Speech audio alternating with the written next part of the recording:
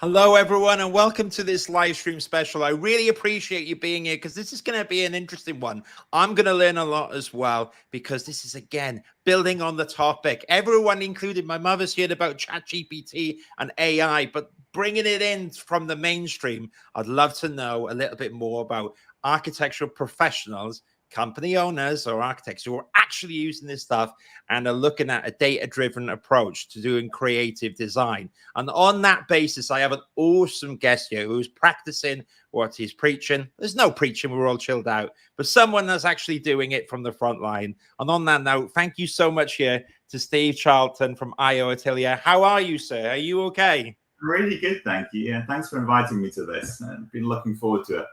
Me too, me too. And I'll be up front, Stephen. It's been many years since I've used Revit, and I was into computational design 10 years ago, but I'm a bit out of date. So hopefully you can educate me a little bit. But before that, Stephen, if anyone hasn't met you yet or heard of you in the industry, can you just tell us a little bit about yourself? Yeah, sure. So I've been, I guess, in the industry almost 20 years now. A big chunk of that was actually in the Middle East, in Dubai, where I'd set up Pringle Brandon.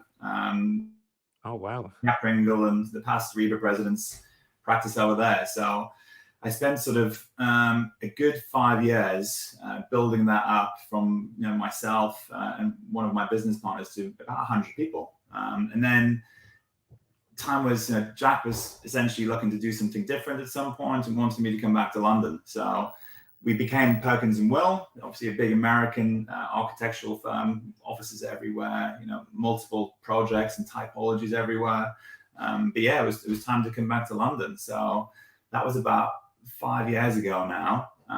And really, that's probably where I sort of saw the early stages of interest in prop tech, sort of how technology is going to disrupt the property industry. And there seems to be a bit of a hotbed for that actually in London. And I think it's because, there's so many of the tech companies are here anyway, Google's and the Facebooks and all the names that you know about. So it's quite a talent pool looking at that. So my background's actually interiors, but I never really stuck to one typology or one sector. So I've done everything from aviation to healthcare to hospitality to residential to commercial, and brought the right team with me, I guess. Wow, I'm impressed. I am impressed. That's a lot, and it is a small world, isn't it? And I'm amazed at the amount of different sectors that you've covered there. Now, I really want to learn more about your studio. Just one thing before we do that, you mentioned the term prop tech, which gets bandied around, and I think that prop tech, I'm not too sure sometimes what it means. Everyone has different definitions. And I know that you lean into that, especially with your new, studio, which is kind of doing emergent tech and design. So what is prop tech, first of all? In reality, it's just how technology is going to disrupt the sector. We've already had the sort of fintech, looking at how finance has been disrupted and all the online banks and everything else that goes with that. Yeah. But the property industry, so architecture, design, construction, it's actually quite conservative. There hasn't been change, I think. In reality, it's been quite slow and it hasn't really been disrupted. So I think that's why there's a real interest in this huge sector. It's a huge chunk of GDP for every country and it hasn't been disrupted. So really, there's a huge opportunity to do something different there. And really, that's why you're seeing quite a bit of investments coming in from sort of institutional investments, coming into prop tech funds and looking for the next big thing. So it's really exciting, but it's still quite a small sort of the bleeding edge of the industry that are looking at this. But with things like sort of ChatGPT and Bards, which has come out, in reality, it's come to sort of the public attention, I guess, in the last year. And I think there's an awakening happening, and I think people are starting to freak out a bit about it, and what it really means. Yeah, well said. You're right. I think in November, when people grasp the word ChatGPT, suddenly everyone gets scared about AI. However, I've been using similar versions, GPT 2.0, which was Jasper AI of a year or two before. Now, you've you said as well, so you've seen a lot of Perkins & Will and great company. One quick note, at one point it was named Pringle Brandon's Perkins and Drew or something, and yeah, Pringle, Brandon, Perkins, and it was Pringle, Brandon, Drew, I think at one point. Then it was Pringle, Brandon, Perkins and Will, and then eventually just it was Perkins and Will. But yeah, they're a fantastic company, really great company, and learned so much from working with them, and the scale and the types of projects they're looking at, and just the resources that you have. You can do really cool stuff. Yeah, I used to get asked if John Drew was my father or uncle all the time for Stephen doing the name, and now it's changed again. I get asked that less, but I know John Drew's a fantastic designer, and so are you. Now let's talk about then what you're doing, because while Perkins and Will is awesome, equally it's quite exciting what you're doing now, and you set up this new company, and I'd love to know more about it. So I'll bring up the website, which could be one of the coolest websites I've seen in a while. It's up there. I'm not allowed to pick favorites, but it's definitely a good one. Can you tell us all about I/O then? Yeah, I mean, it's interesting that design and data. I think really what I believe is the future is a blend of creativity and data, sort of, and that's really what I'm trying to do. I'm trying to create this business where data and design works hand in glove, and by doing that, we learn what is achievable, what's possible, and vice versa from the other side. Design teams and architects and designers don't really know what's possible with machine learning in reality. Why would they? And then the sort of the data scientists and the scripters, all that sort of stuff, they don't know what the creatives can do, because it's just two different worlds. So by bringing them together, if anything, I'm hoping to get some sort of get some sparks of innovation that we just didn't think about before. It's interesting that it was when I came back to London, I was starting to have conversations with clients, and the conversations really sort of resonated with me, because there were some of the sophisticated clients were asking myself and asking the teams, why are you presenting this design to us? Why are you presenting this massing, the adjacencies? Why is the design the way the design is? And the reality was, the answer actually from within the industry is trust us. We've been doing this a long time. We've been practicing architecture and design for 10, 15, 20 years. Our firm's been doing it for 50 years, 100 years, whatever it is. Yeah. It's basically just saying you have to trust that we know what we're doing. And clients, in reality, they go to the best reputational firms to de-risk their project, because they've probably got the best architects and designers, and they've got strong teams and strong pedigree. But I think what they were really asking for was evidence. They were asking for data. They wanted data to show why you got to where you got to. So they wanted evidence-based design, data-driven design. And the reason they're asking for that is because they're seeing that in other parts of their lives. In every other sector, it's acceptable that you get data, and it informs your decision-making process. So that was it was something that really stuck with me.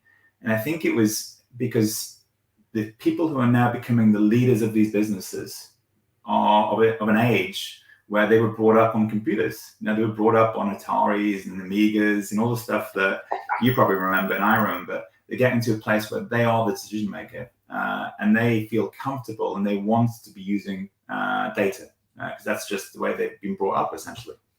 Yeah, makes complete sense. And what I've always found that as well, that computational design can also be seen as a specialism, but it's interesting what you say, that actually looking at how you deal with this data should be, the actual approach of the practice. Have you found then, you taught in here, I'm looking at the website, which really explains it really well. I'll bring the link up again, but we talk about using big data, and I found it really interesting what you're talking about, the human truth, the place truth, and looking at that data. How do you even begin, Steve, tackling this approach with all these data sources? What do you do with them? I mean, I'd love to hear your thoughts on how, as a studio, I/O begins unpacking this and decrypting the stuff. I mean, there was a lot of hard thinking, and there was a lot of mess to start with, because you've got all of this data, you've got all of these ideas.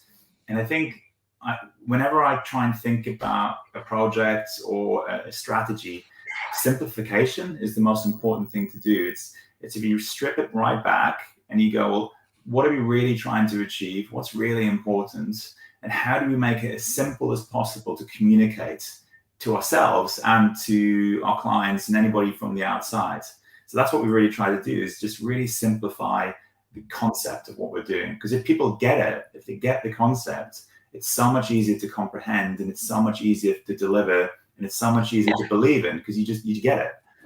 If you overcomplicate stuff, it's like, it's too much, and you lose interest, and it's really difficult to sort of steer a path if you do that.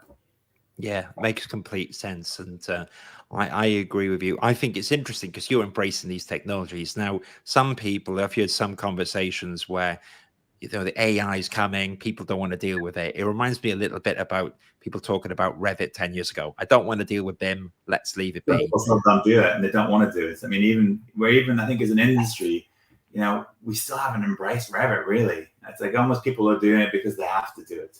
It's not, they don't want to do it. They don't want to fully, deep dive into it and use it in the way that it's meant to be used. And I think that's indicative, actually, of the industry. It's not criticism. It's just, I think there's a romanticism about design, that we like to think that it's about sort of the mind to the hands, to the pen, to the paper. And it is 100%. But, my belief is that we can augment the process with technology. We can be better, we can be faster, we can be more accurate, we can deliver better solutions by augmenting, not taking over. I'm not saying we should let AI do everything. It makes no sense to do that, but we should embrace it, because that's the way forward. I agree. I mean, as I run a business myself, and my view on AI is that if I can give the most mundane or arduous tasks to that to enable me to do other stuff, I think actually, in one way, it's a liberator. Now, when you were talking about all this stuff, I think before, when it came to Revit, it was actually winning people over by giving them real case studies or examples of how it can be used to save them time, efficiency, and money, because it's going to be a pain in the ass at the start, but once you get to grips with it, it gets better. Now, in terms of you and your business so far, have you got like a real life case study or point of view that you can illustrate? So on your current projects then, Steve, do you use this technology all the time to optimize things for the clients then? Yeah, it's an interesting one. So it's probably best I explain there's almost two key things that we're doing at the moment. There's lots of other small, like this, like how do we use Midjourney in the design process? There's always stuff like that going on. But the two lenses, as we call them, is that sort of place truth and human truth. So place truth is really just saying what if we could know everything that's happening within the location that you're currently in, or thinking about moving to, or thinking about purchasing. So within walking distance of a location, if you can know everything about the sustainability of the area, the sort of the mobility data sets, the crime data sets, the social demographic data sets, the economic data set, there's a lot of information. There's thousands of data sets, but in an instant you can know it.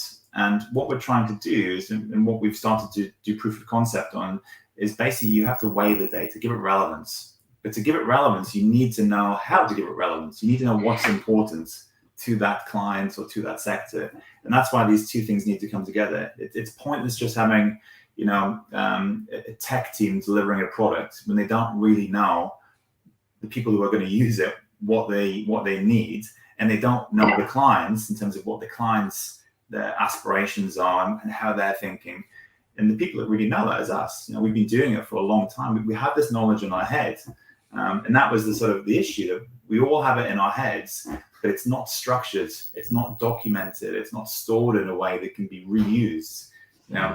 When that individual leaves a company and moves to the next company, they take that knowledge with them, which, it is what it is. But there's a better way of doing that. There's a way of doing it where we learn from it, and we sort of create a circularity in information. So we're constantly learning and improving and getting better and really understanding what works and what doesn't work. So it's a really big shift. So it's almost saying, the truth is basically what's already there. It's the history, everything that's happened and everything that's happening as of today and yesterday and months gone by. we're capturing that, which is a big task in reality. It's a 2-year task to do that minimum. It's a lot of work. Yeah, it's a lot of work, and it's restricted to London and sort of the outer areas because there's a cost of purchasing data, and there's time and resource needed to sort of analyze it and scrub it and clean it and structure it. But you need that data to be done and to be used, because that's the learning model. You need that for machine learning to learn from. So you can't skip that step. So that's basically the big focus at the moment on what we're doing. And then your AI and machine learning has something to learn from. So that's sort of the end of next year. We're moving into that next phase. And similarly, on the human truth, I'm not going to go into the detail because it can sound quite dystopian, but using data that is in the public domain to understand the people, the types of people, and the sectors of society or the levels of seniority that live or work or go to these venues for entertainment. If we can understand who they really are, what they like, what they don't like, what their dreams or aspirations are, what they believe, things that they're interested in, without having to ask them, that's an amazing starting point. If we know the truth about the place and the truth about the people, then we start the brief, then we start design. We've almost de-risked the project if we've done that, and we know who we're designing for. Because at the moment we've got opinions, and clients go to the best firms for the best opinions.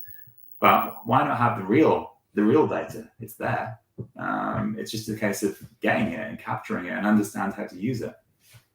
Well said. It's very interesting, and it seems that one or two people in the audience will agree, and one Mr. Anonymous, I think they just got to click a button, but we'll call him Mr. Anonymous, says, I agree, AI will open so many opportunities for us to focus on the big picture and strategic sides, and this sounds like what you're touching upon now with Midjourney, which even in the you mentioned that before. I think that there's been like a lot of people have tried it out, can kind of use it for a bit more of a mood board or atmospheric, yet it's more about giving a feeling. It's less about what you've talked about, Stephen, in terms of actual raw information, but maybe that's an assumption that I've got right or wrong. I mean, what's your thoughts on tools like Midjourney in the design process then? I think there's value, 100% there's value to it. And I think the reality is where it is right now versus where it'll be in a year's time, it will completely change how we think about the design process. The technology, the speed in which this stuff's going to change, and it's going to learn, and it's going to get better and better, and it's going to get feedback from the industry. I know different sectors, different industries who are using this right now. So all that feedback's going to go into the development, and it's going to adapt, and it's going to get better and better and smarter and smarter. And I think that really is why that's what freaks a lot of people out. It's going, do we need to employ designers? Do we need to employ architects? This could probably do my job. And honestly, there'll be some clients who will start using this stuff, and they will cut out the design process. Not to pick on people, but a volume house builder who's going to do repetition of volume houses over a massive land, they're going to definitely try and use this stuff because it's bottom line for them. It's about money. Some of the D&B companies, 100% they're going to start using this, and they're going to reduce their overhead for designers. Is what it is. But I think there'll always be, in my mind, there'll always be a place for the most talented, the most creative, people. There'll always be a place, because actually you'll want to know that it's done by somebody who has feelings and has experience and has can innovate in a way that this can't. This stuff can only really do what it's seen before. Whereas as humans, we can create new things. We can do things that have never been seen before. Like Quentin Tarantino for movies, an AI is not going to write that script because it just hasn't been done before. When it starts coming out like that, it's completely new.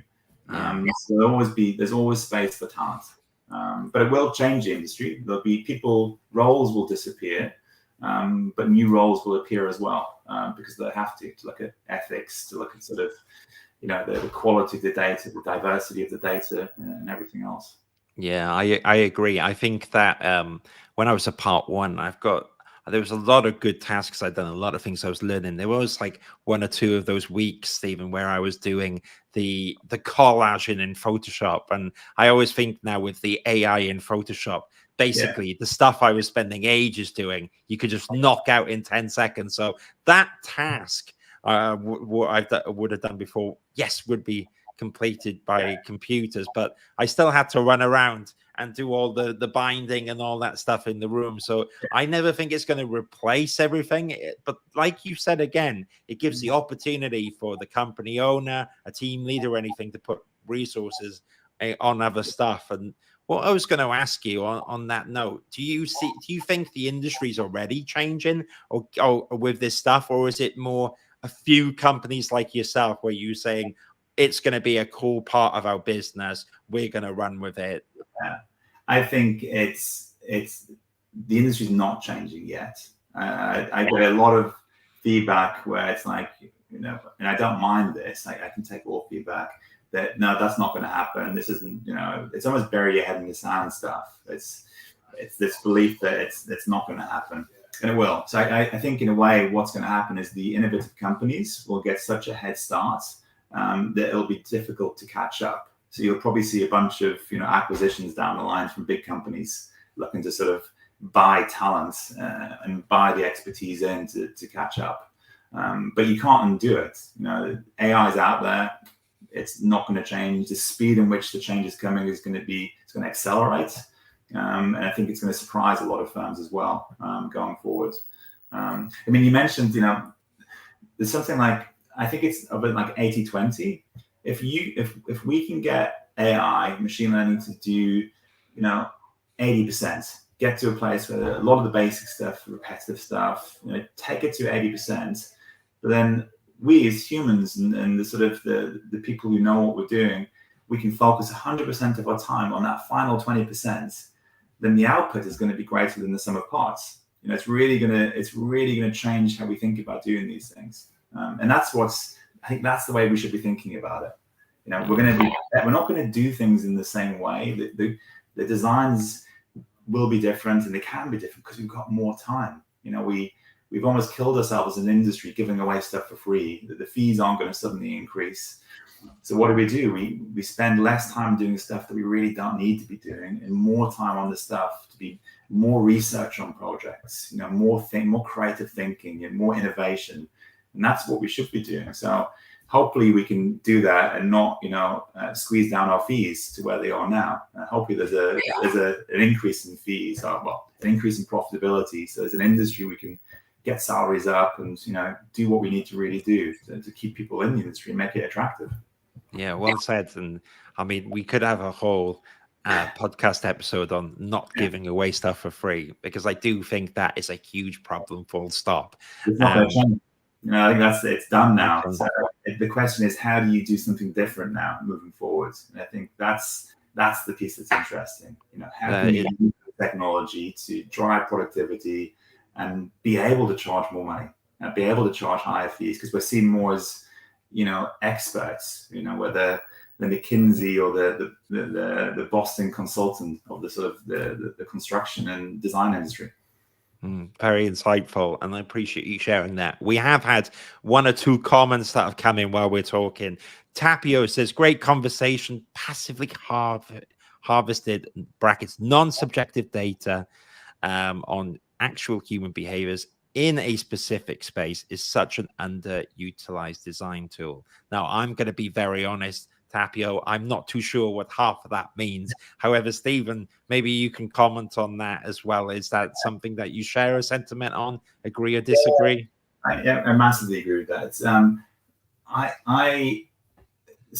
I'm not the best designer in the world, and I knew that. I think I'm more interested in the business of design, and so strategically thinking how we can make things better, how we can be smarter, how we can do things differently.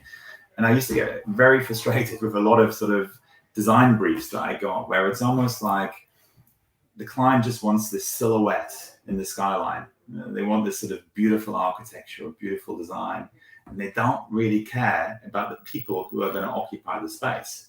So in my mind, what we should be doing is thinking about how humans use space. And then they should be the center of attention, whether it's a hospital, a school, an office, a home. How are the people who are going to occupy that space? How are they going to use it? How are they going to enjoy it? What is right for them? And then the architecture should come off from that. The design should be secondary to the human experience. So for me, the concept of understanding truly who are the people who are actually going to be in this space and really understanding them, if we know that and then build out from that, the end product is going to be so much better. And that actually ties into things like diversity. Who are we designing for? Let's really understand who they are, and we can give such a more sort of bespoke solution. Definitely. Well, I'm learning, and thank you, Steven. And Tapio, maybe you need to be the host next time, because you know more than me. But really good question. Rohan actually has a question for you, Steven. He says, as an individual from the architecture or construction industry, how can one start to learn about AI and data to stay ahead of the game if it's ever going to be used in the construction industry? Any tips, Steven, where to begin with all this stuff? My tip would be think about it as like learning another language. Go and learn how to use Python, 100%. So if you're going to learn to speak another language, think of it as another language. Go and learn how to think it and use it. Do that. And if you do that, I think that will keep you ahead of the game. And I think to think of architecture and design as just something that's a creative piece, you need to add the other parts. You can still be creative in coding instead of language. It's just adding that other thing to what you're doing. It's like the fundamentals that you need to understand. So I would definitely encourage that. And I know a lot of the sort of the universities and colleges are starting to add that into the curricula as well. That would be the key thing. Yeah, and I'm building upon that because I have a friend who was an architectural assistant. Now he's a front-end coding designer, and we were down the pub, and I said about ChatGPT. He starts doing code, and he made a very good point, because it's not about generating the code; it's about the command of the language, exactly like we're speaking now, and understanding it to wield it to do what you want. And I thought he made a pretty good point. So you are right. It's quite important. I also, Steve, start seeing people now doing maybe guides on how to utilize Midjourney, and people are now building stuff which is proprietary on OpenAI and stuff. Would you encourage people to keep experimenting in this space while it's still in the infancy now? Yeah, I mean, obviously, we started in September. Our headcount's about 6 at the moment. I think it'll be maybe 10 by the end of the year, something like that. But I think what I'm saying we're bringing in data scientists, obviously. So we need sort of the data, the people. But with the design team, what I'm saying to them is, look, 80% of your job is your day job. It's the stuff that you're doing. It's the drawn packages. It's the creative piece and the stuff you do. But 20% needs to be about the sort of the thoughts of, there you go. There's more there now, actually. So 20% needs to be You're growing so fast, you got to keep up to date with the website, then, huh? There was a photo shoot actually last week. So 20% is about innovation, about thinking about how can we use this new technology, whether it's the Adobe piece that you talked about with Photoshop, whether it's Midjourney, whether it's ChatGPT plugins. I think Meta is going to release their language model in open source.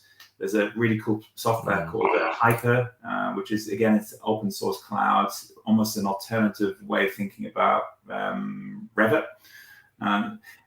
Just look at ways of doing things differently and integrating them into the process and experiment. I think a lot of this stuff might fall by the wayside in terms of individual software components, and some of it won't. But the concept of doing things differently, trying new ways of using things, looking at what other sectors are doing, other industries, and how we can integrate their way of doing things into our sector. It's more about that. It's experimentation. And the reality is it's easier in a startup. The smaller you are, the more agile you can be, and the less risk there is in terms of making mistakes. You can undo it quite quickly. The bigger you get, the more you're established, the more difficult it is to change path. And that isn't a criticism. It just is what it is. It makes sense when you think about it. And I guess that's why it's so much fun doing this. Every day is different. You know, the conversations we have, it can change your view and direction, which is cool, because there's nothing wrong with changing direction. And actually, you should sort of maneuver and sort of quickly sort of pivot when you can and when you need to. Yeah, well said. And it's very fascinating. As a small company like myself, I agree. I try not to add too many rules and stuff. Organically, you learn as you go. Now, what I was going to ask is, because on the Architecture Social, the roots in all this has always been talking about careers, self-learning, and a lot of what we're talking about is skilling up, which is fantastic. Now, you are, a key part. You're a founder of this studio, so I imagine, as you mentioned, you're going to be growing and stuff. And there might be someone in the audience that's listening that thinks, "Oh, I'd like to work on Steven's team." Now, in terms of applications, whether they're from an architect or a part 2, part 1, do you have any tips, especially when it comes to this theme of tech, or what you'd be looking for that would stand out to you, Steven, in an application right now, or anything you would advise anyone? Or maybe you earlier in your career, if they were looking to join you, is there stuff that they should think about when doing a CV and portfolio in 2023? Yeah, I mean, obviously the basics need to be in there, which is sort of a given. But I think I'm more interested, for me personally, in what I'm doing. I'm more interested in that, the concept that there's an interest and they're intrigued by future technology. So they're thinking about what's in the future. And that could be anything from, they've learned Python, or they're using Midjourney at the moment, or they're working on ChatGPT plugins, or they're doing a course in machine learning at UCL. I don't really care what it is. It's more just that they're open and they're trying to embrace these new technologies, rather than a lot of people who are trying to push them away and saying we don't need it, it's going to take all our jobs. It's more that mindset that let's think about the future and not be scared of it. So I think if someone can get that across in their CV and portfolio, then obviously I'm going to be really interested to chat to them. There you go. That's true. Yeah, and it's the intention. I think half of it's doing it, isn't it? It's very important, like you say, going, being part of a part-time university thing, or making something, or having it out there, as well as the passion. I think trialing and failures and all that good stuff is and even it can be outside of our sort of what you would normally define as our scope. So I'm interested in profiling. So how to targeted marketing, LinkedIn, Instagram targeted marketing. How does it work? Understanding sort of the methodology of it. And everybody knows, everybody sort of thinks that computers are listening to us and they target us with the latest marketing about the holiday destination you've been thinking about. But it's not really that. It is algorithms. It's linkage of data and predictive analysis and things like that. So people are interested in that. Again, we design for people, and I think we should always go back to that we design for people. So by understanding people and how people think and how people react and how people go about their lives, the more we understand about that, the better we can do projects, buildings that fit around them. So anything like that is going to be super interesting for me and people who are thinking like me. Yeah, well, that's really useful, and thank you for sharing that. I was going to ask you one more quick thing, because you've got your practice, or your studio. Even by the word practice, I mean that's kind of it's this emergent studio that you've got. But what are you excited for then at the moment, Steven, in the next year or two, whether it's your business or where the industry's going? Let's know what you're excited about. I mean, it was interesting. I was chatting to a bunch of pure data science people who know nothing about what we do, and they're super excited about what I'm trying to achieve. And it's some of the comments where you're aiming for the stars, which is a good thing. I don't think I am, but once we have the learning material, and then we move to predictive analysis and machine learning, that really excites me. Like that's for me, that's the game changer. And weirdly, the advent of these large language models like ChatGPT and Bard, the timing of that's been quite interesting, that it's sort of coming at the same time. So by the time I'm ready and I've got this information done and we've tested it and we're using it with clients, the AI piece can start plugging some of the gaps and moving it forward. So that it feels really exciting, and it was just really nice to get that reassurance that I am heading in the right direction, and people don't think I'm crazy. That was quite nice and reassuring. So yeah, that's really interesting. I think in the wider scale of things, there's definitely the sort of I guess there's two views in how this is going to go with the sort of AI in general. There's this dystopian view, which is anything from Terminator to whatever in between. But then there's the other piece, which we're going to be healthier, we're going to be more productive. It's going to really support us as humans and make our lives better. So I think I'm sort of the speed in which sort of technology changes from like the iPads to what was the original one? The iPod. All the iPhones, and the technology shift in that was immense. I think the technology shift we're going to see in the next 5 years is going to be even greater. So things like targeted medicine, looking at all the ability to basically treat exactly the issues that you're going to have. It's going to be amazing, actually, what we're going to see.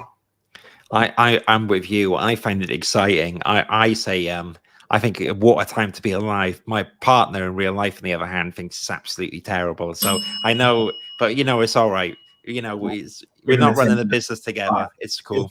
Exactly. Yeah.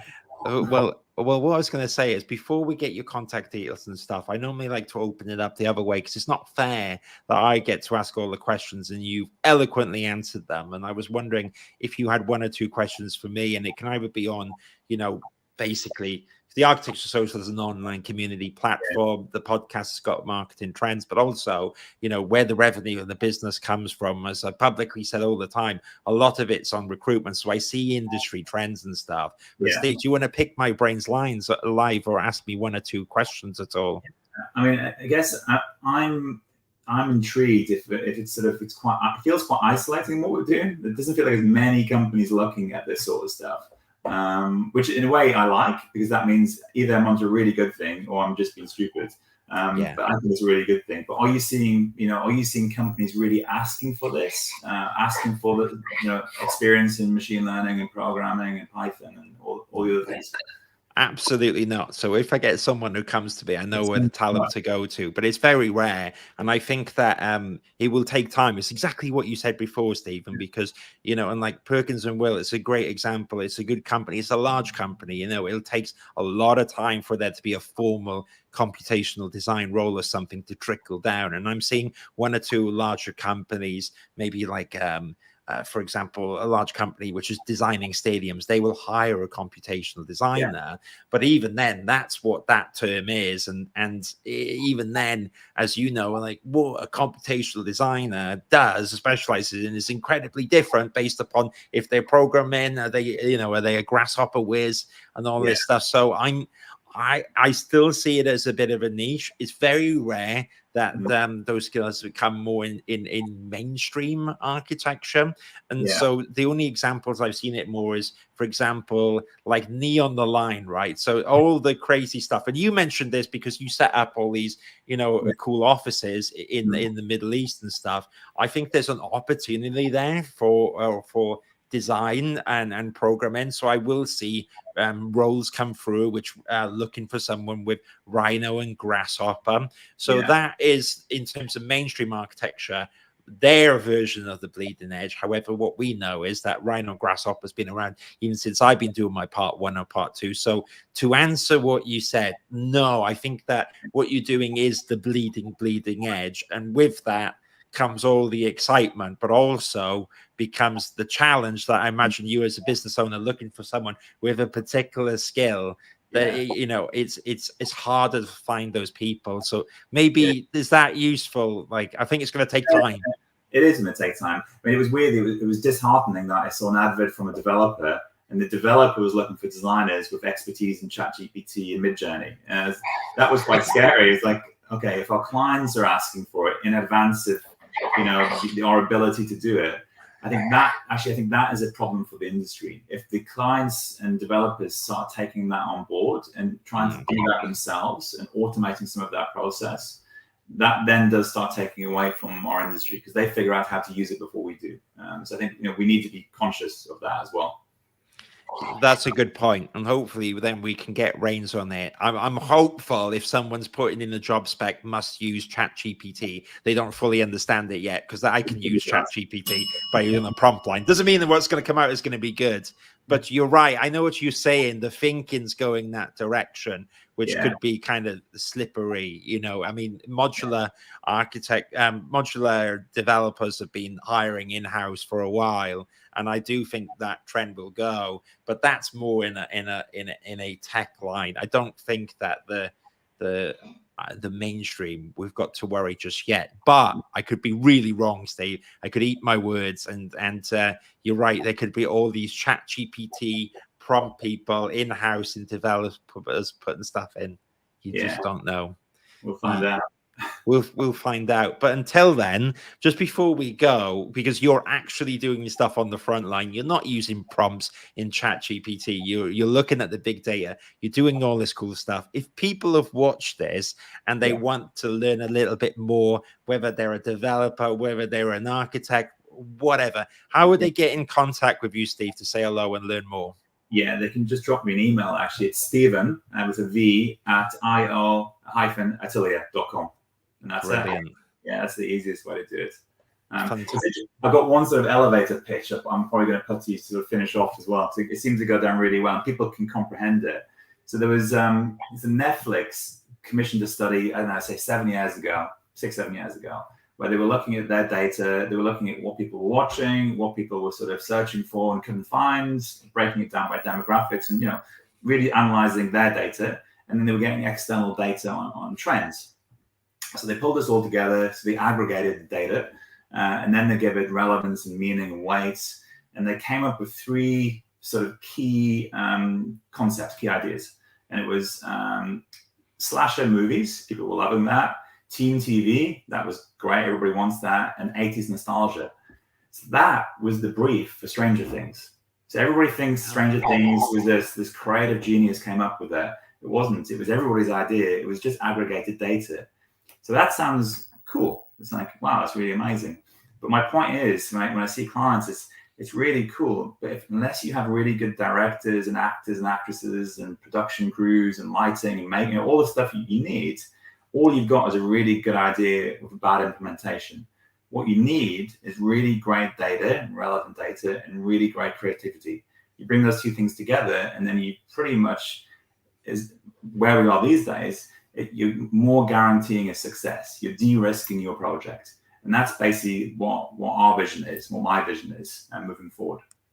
Well, I'm sold. It makes a lot of sense to me. And I encourage anyone here, if that makes sense to you, or food for thought, you think about it, but you should check out all the stuff that Steven's got on IO Atelier online. And for the audio listeners, if you're not watching the video, it is www.io and then the dash hyphen thing, Atelier, ATELIER.com. My goodness, I nearly butchered that with my Welsh accent, but I will put it in the description as well. Thank you so much, Steven, for being here, making time out of your day. I really appreciate it. And for you, the listeners, for asking questions, joining in, I really appreciate it as well. Join me tonight where I'll be doing a special on inclusivity and behavior in architecture. So we've done the tech-driven, and now we will go to us quirky humans tonight. Steven, you've been an absolute star. Stay on the stage now and for 1 or 2 more minutes while I close down the live stream. But thank you, everyone, and see you soon. Take care. Bye-bye now.